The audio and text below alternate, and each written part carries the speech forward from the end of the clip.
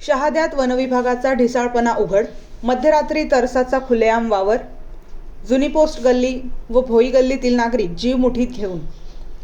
शहादा शहरातील जुनी पोस्ट गल्ली व भोई गल्ली परिसरात मध्यरात्री तरस बिनधास्त फिरत असताना वनविभाग मात्र गाढ झोपेत असल्याचे संतापजनक चित्र समोर आले आहे.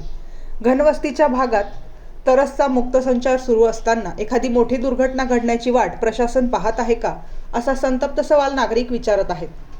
रात्री उशिरा घराबाहेर पडणे म्हणजे मृत्यूला आमंत्रण देण्यासारखी स्थिती निर्माण झाली असून लहान मुले, वृद्ध, महिला यांची सुरक्षितता पूर्णपणे वाऱ्यावर सोडण्यात आली आहे.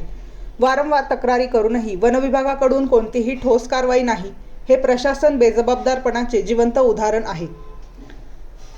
तरसासारख्या हिंस्र वन्यप्राणी वस्तीमध्ये फिरत असताना केवळ बघ्याची भूमिका घेणे हा गंभीर गुन्हाच ठरावा, अशी भावना नागरिकांमध्ये तीव्र होत आहे. जर एखाद्या नागरिकावर हल्ला झाला तर त्याची सर्वस्वी जबाबदारी संबंधित वनविभाग व प्रशासनावरच राहील, हे स्पष्ट आहे. आता शब्दांचे नव्हे तर तात्काळ कृतीची वेळ आली आहे. पिंजरे लावणे, रात्र गस्त वाढवणे, तज्ज्ञ पथक तैनात करणे व तरसाचा बंदोबस्त करणे हे उपाय आत्ताच राबवले गेले पाहिजेत.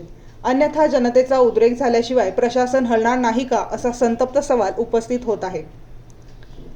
बेधडक मी मराठी न्यूज, सुमित गिरासे.